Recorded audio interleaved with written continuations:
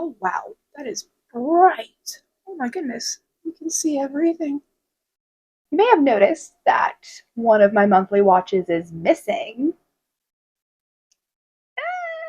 We will talk about that later. So now we are at the end of June, which means it is the end of Pride Month. So in honor of Pride Month, here is some clips of my favorite LGBTQ plus couples in the fictional world. I love you. I'll always be with you. I'm sorry. For what? I know you remember the public displays of affection. I've nothing to be ashamed of. Ever since the first week of school, I've had this silly schoolgirl crush on you, and I can't seem to make it go away.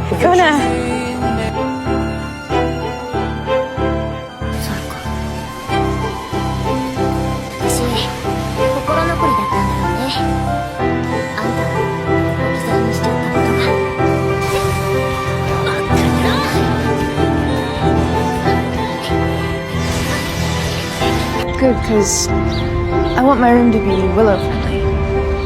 Me too. 中はモテる男が嫌いなのよ。はいはい。じゃあ、よかった。痛いよ、もちろん。もっと優しくしてくれるよ。後で二人っきりに。This just felt like the perfect place to ask you to marry me. Cameron, do you take Mitchell to be your husband? I do. Mitchell, do you take Cameron to be your husband? I do. I am privileged to pronounce you spouses for life. You may now kiss your husband.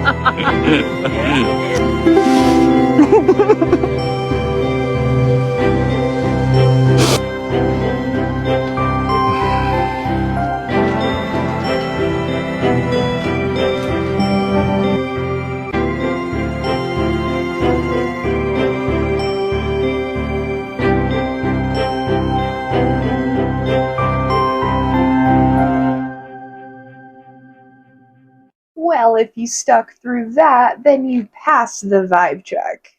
Now, unfortunately, I had an insanely difficult month, and one of the reasons why is because one of my May Watches video was not able to be uploaded. As a coping mechanism, I did this to my hair. Pretty cute, though, so. Your hair is winter fire, January embers.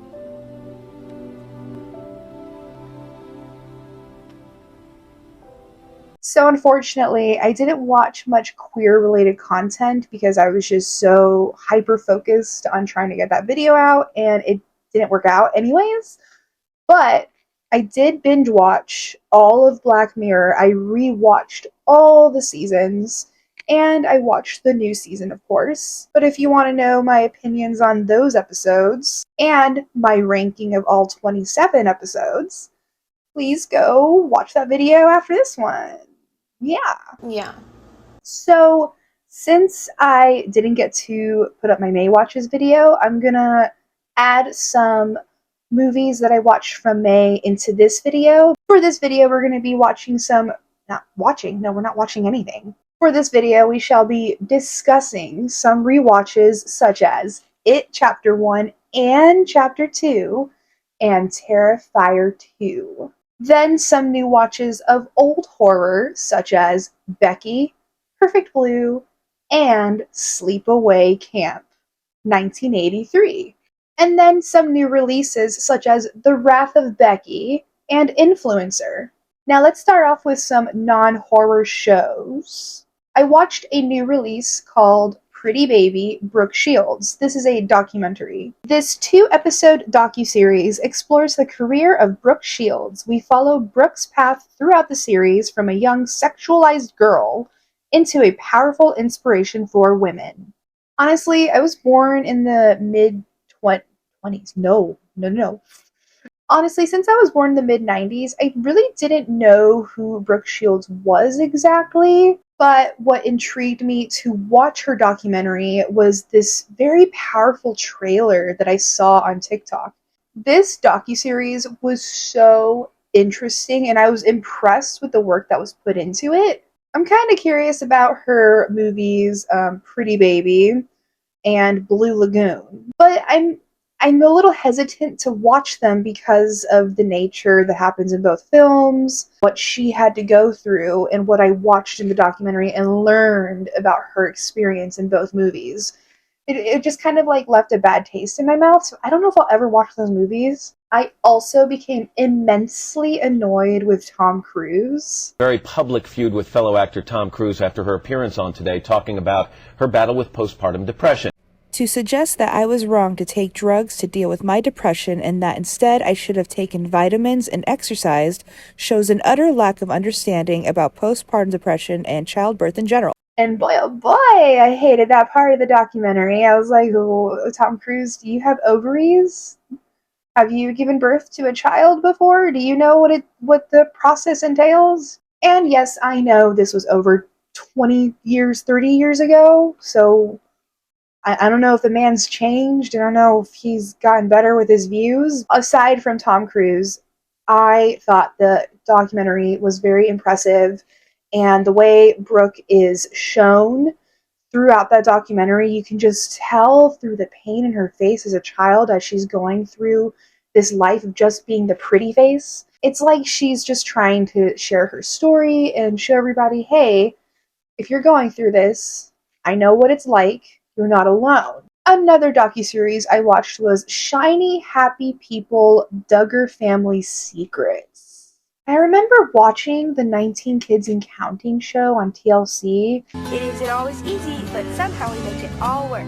So this documentary is about that family as well as the group that they did their teachings out of. At the time, I found it super interesting how a family can have this many children. This documentary opened my eyes to the evils. The evils? No, that's stupid. Why am I saying that?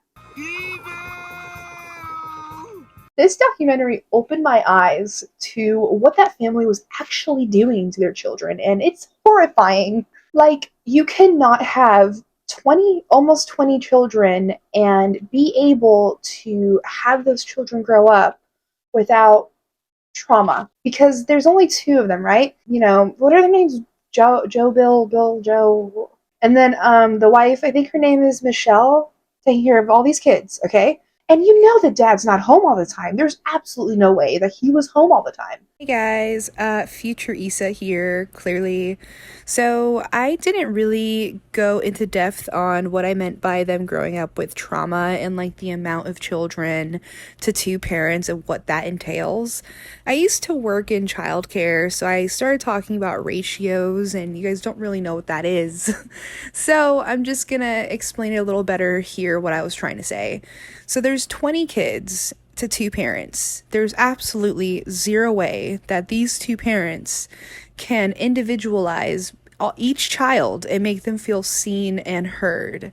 And as a former childcare professional, I feel horrified that I used to enjoy this show as a kid and didn't realize, well, of course I didn't realize I was a kid, that this many kids to two adults is very, very harmful to their mental state. But that's what I was trying to say. It's very sad, and I really recommend this documentary. They had survivors come on to the documentary and talk about their experiences from their toxic living life growing up with these teachings. Anyways, I need to move on, but this was a very insightful documentary. They even got Jill Duggar, one of the children from the Duggar family, in the documentary. Time for non-horror movies. Alright, we got a rewatch and a first-time watch. I rewatched Jawbreaker, and then I did a first-time watch for Can't Hardly Wait. Jawbreaker synopsis. 3 of the most popular girls accidentally kill the prom queen with a jawbreaker when a kidnapping goes horribly wrong. Can't Hardly Wait synopsis. Okay, chill.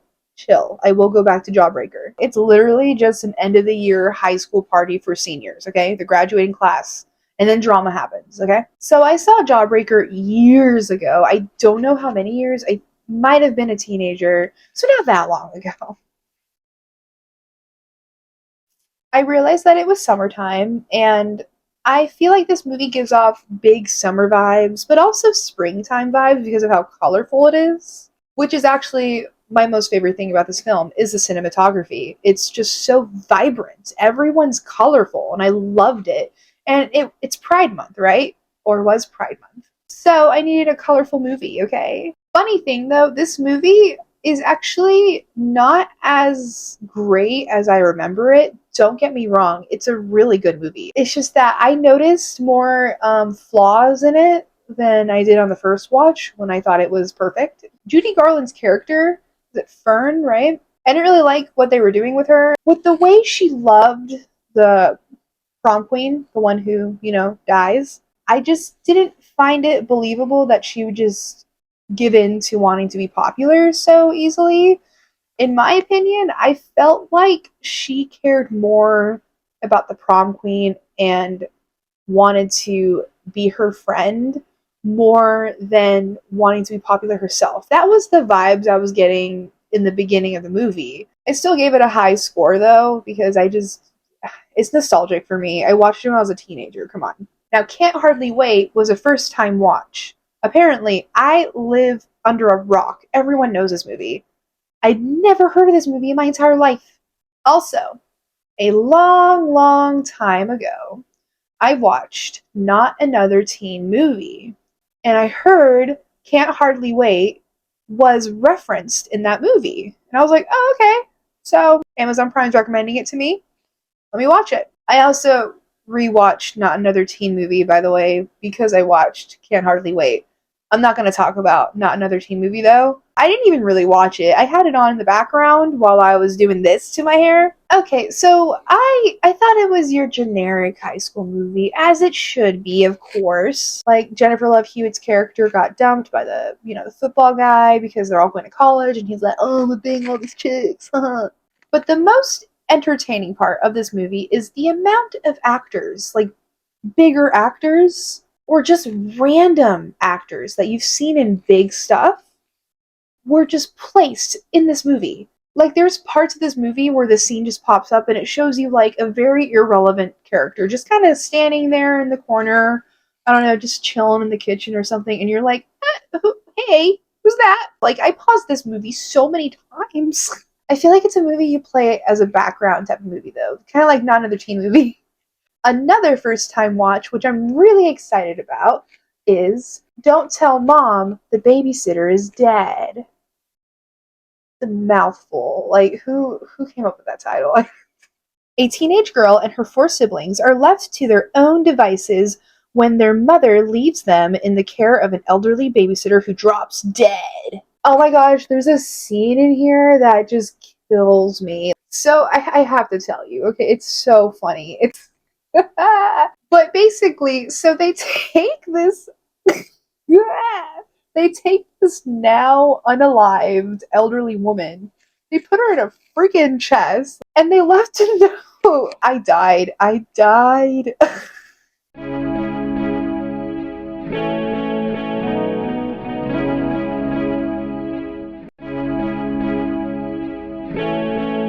I adore Christina Applegate. Apparently, she has a very deadly disease, and I really hope her family's doing all right. So, a lot of love to Christina Applegate. Time for some horror anime. And the horror anime we will be talking about is called Perfect Blue. This is also a first-time watch for me. A pop star wants to leave her group to pursue her acting dream. When she gets casted in a thriller movie, her good girl image starts to fade, causing her to have doubts, and possibly upsetting some of her fans. This anime blew me away. Storm blew me away. This movie had so many twists in it, and there's just like a point in the movie where you're just kind of like questioning everything. You're like, wait. Like, you go into this and you feel like you know what's going to happen. Then later on, you think you know what's going on. Then the movie's like, no, you don't. You have no idea what's happening. And then you're like, oh, okay, let me just like rethink my thoughts for a minute. I can figure it out. Hold on. So then you do it a second time. You try to rethink it. You came up with a new conclusion. You're like, all right, I know what's going on now. Then the movie's like, psych, and then it completely 180s, 360s, I don't know, circles, and you're dizzy. You're dizzy because it's a circle. You're dizzy, and you're like, okay, I have no idea what's going on. Forget everything I thought I knew. I'm just here for the ride, apparently. But it's one of the best rides. That's what she said. Because once you find out the ultimate twist in this movie, you go, oh. I do plan on rewatching it to see if I can catch any of the clues that I may have missed. I most likely missed the first watch, but I probably won't be rewatching it anytime soon. I have so much to catch up on. I did some horror rewatches as well. So we're going to start off with It Chapter 1 and Chapter 2. They're a package. In the summer of '89, a group of bullied kids band together to destroy a shape-shifting monster, Pennywise. 27 years after their first encounter with it, the Losers Club receive a devastating phone call to bring them back to destroy Pennywise for good. Every time someone asks me, what's your favorite horror movie? Sir, it's It. It's It. Specifically, the remakes. Yes, I know the miniseries is a classic, and I respect it highly. And Tim Curry, amazing performance. But I'm sorry, miniseries. It Chapter 1 and Chapter 2, the remakes, are phenomenally better. I don't care who will be mad at me for that, okay? I don't care. Now, the miniseries does have a special place in my heart. I watched this when I was a kid with my cousins and my brother, so it's very nostalgic to me, and it reminds me of them. But remember, the story of It is about a friendship. Yeah, there's a scary clown, but it's about teaming together, working together to get rid of this evil thing. It's actually one of the most wholesome horror stories I have ever seen. The power of friendship. Also, it's summertime, and It Chapter 1 and Chapter 2 are like the best summer horrors for me personally, okay? My last horror rewatch is Terrifier 2, another clown-related film. The reason why I rewatched this, though, is because of the announcement of Terrifier 3. I am so pumped, you guys. You have no idea. My excitement is just... Resurrected by a sinister entity, Art the Clown returns to Miles County. Oh, right. I did skip rewatching the first Terrifier. In contrast to It Chapter 1 and Chapter 2, I do not find Terrifier 1 and Terrifier 2 as a package deal. I will get into my reasons after I finish this synopsis. To terrorize a teenage girl and her younger brother on Halloween night. Alright, I'm done. So, I didn't rewatch the first one. It's because I found it very unsettling, and it makes my skin crawl. I couldn't do it. There was no hope. All hope was gone by the end of Terrifier 1, alright? I just couldn't, okay? Terrifier 2 is obviously my favorite of the two. This movie, it just makes my heart so happy. I remember the first time I watched this movie, I was kind of scared to watch it because of the first movie. But then when we got to Sienna, and the soundtrack starts, and she's making her costume, I was in heaven.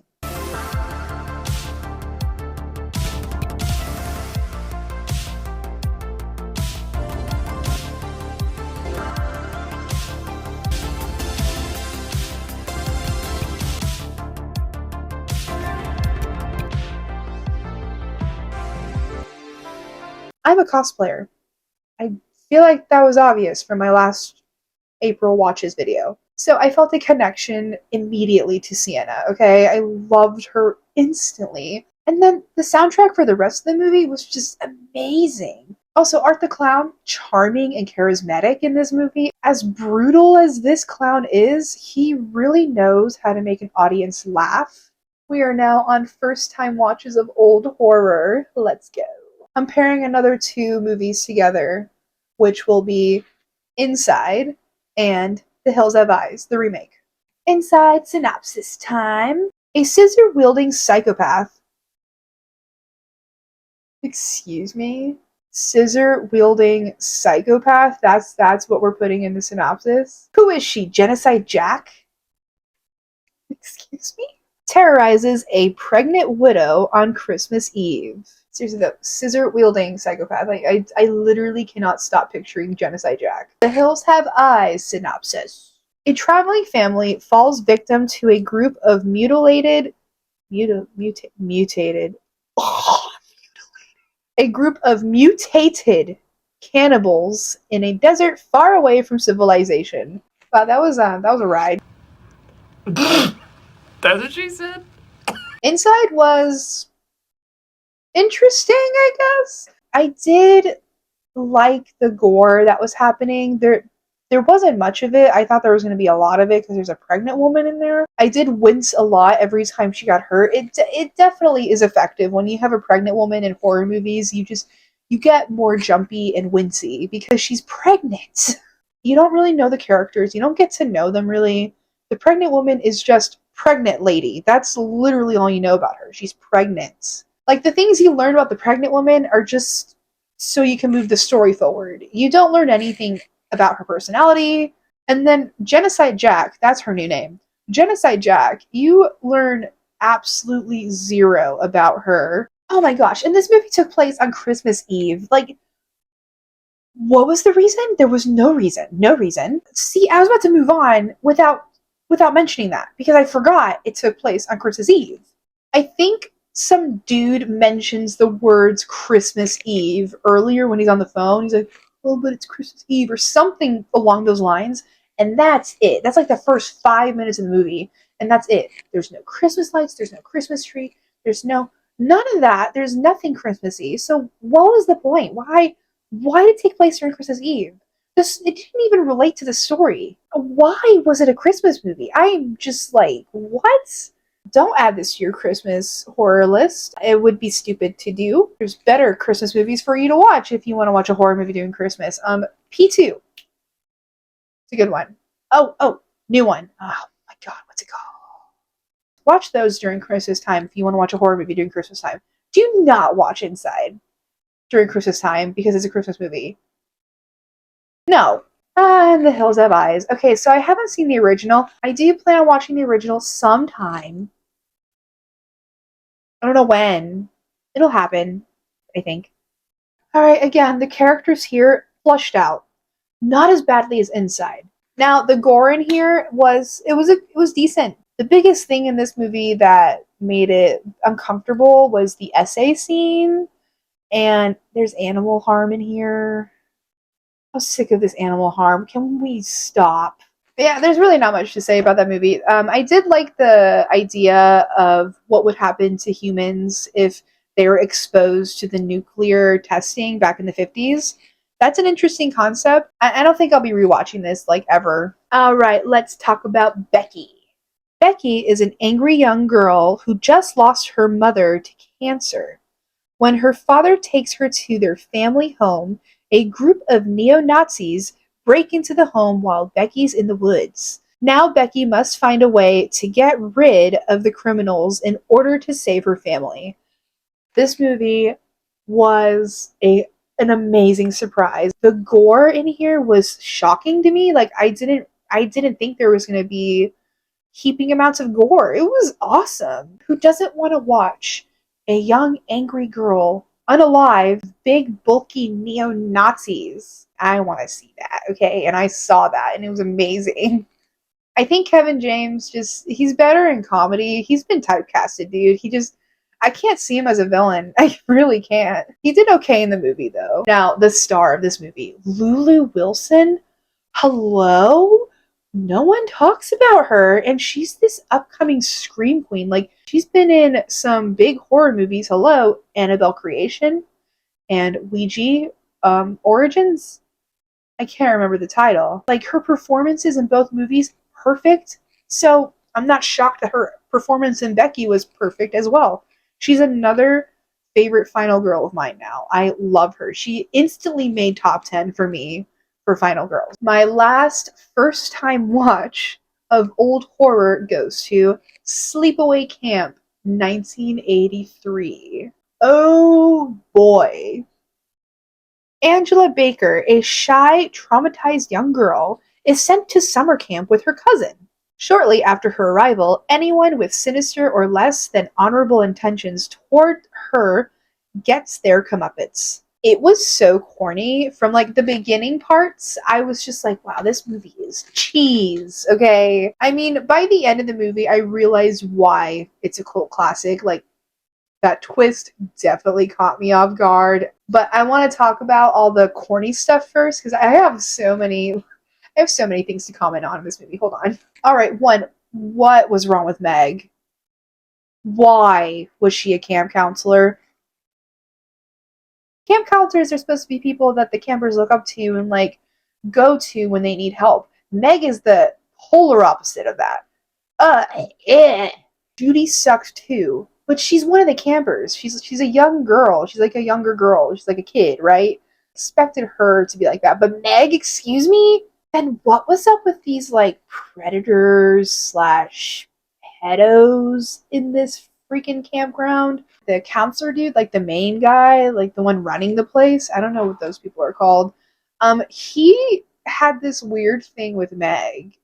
That did not sit right with me. I did not like him at all. I'm like, what's up with these guys? Who's doing the background checks? Like, no one? Oh my gosh. Okay.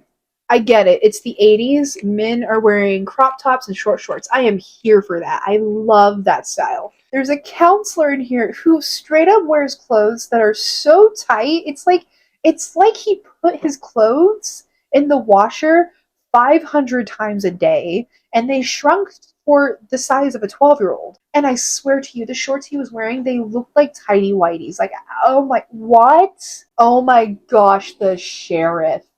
His mustache, guys.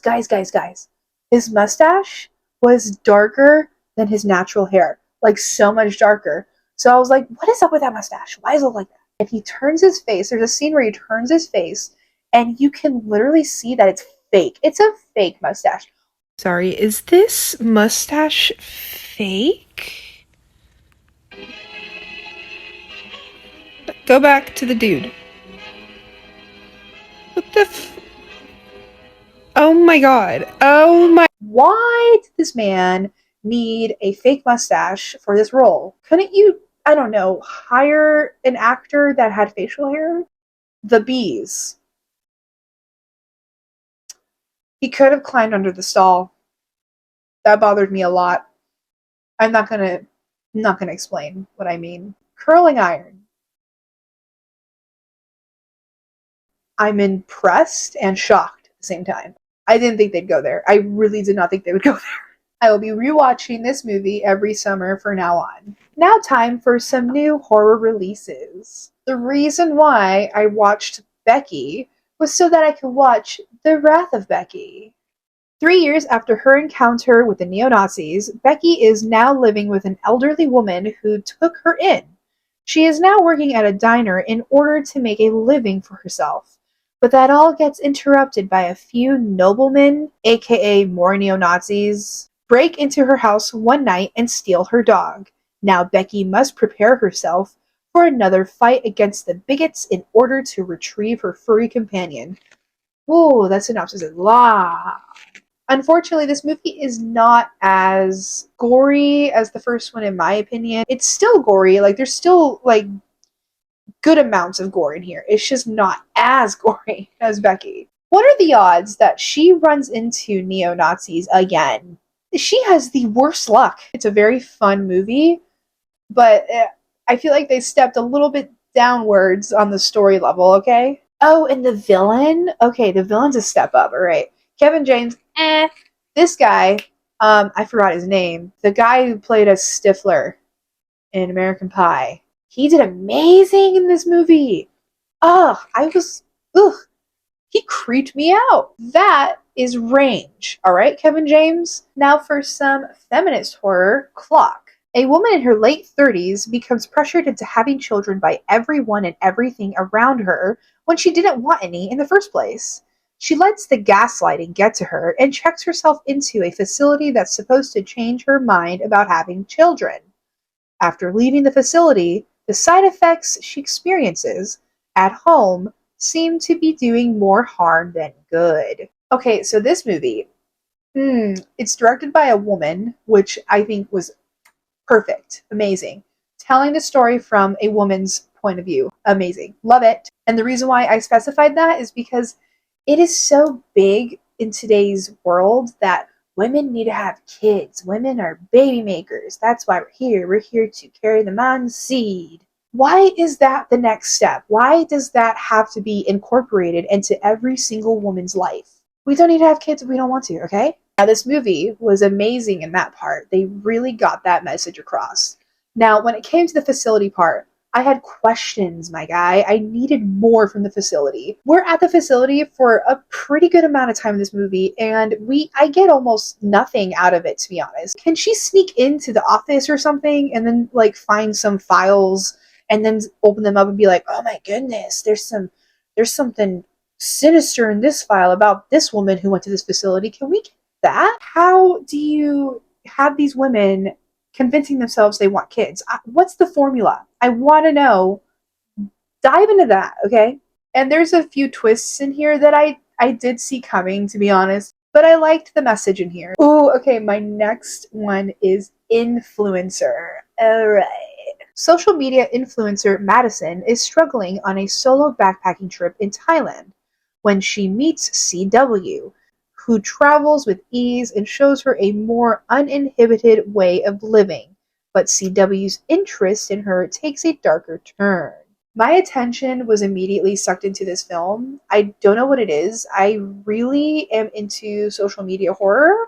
The twists that this movie had, I did see them coming, but the thing is like, when I was predicting it, I was hoping that it would happen. I'd be like, oh my god, it'd be so cool if they did this. Or, oh my gosh, I really hope this happens. The only thing that I thought was a little dumb was how oblivious these influencers are. Oh, and I kind of wanted a little bit more background information on the villain. Like, why are they the villain? Why are you like this? Nonetheless, I very much enjoyed this movie. I want more. Like, I want a sequel. Alright, so I did watch a little bit more in May, and there is one more movie that I watched in June that I'm not going to talk about, but I feel like I'm just going to talk about the one that I'm skipping in June for July. So we're just going to stop the video here. I've talked a lot. I've given so much content on the stuff I watched. There really wasn't a lot of new stuff that came out. I haven't seen The Blackening or The Boogeyman because, like I said, June was just a very difficult month for me. But I do plan on watching those in July, so stay tuned for those. Also, if you want, follow me on my TikTok. I do reviews for every first time watch and every new release. So, for example, the Sleepaway Camp, there's a review of that on there, my first impressions of it. And then I have reviews such as Influencer, which is a new release. So, follow my Instagram while you're at it, alright? Oh, and don't forget to subscribe, you know? You made it this far, why not? Come on, join me. Alright, thank you guys for watching. I hope you guys enjoyed this video. What are some new releases you guys have been watching, or some first time watches you may have had? There's quite a few classic horror movies that I have not seen yet that I will be doing first time watches for on TikTok. Alright, bye! I don't know why I did this. Okay, bye!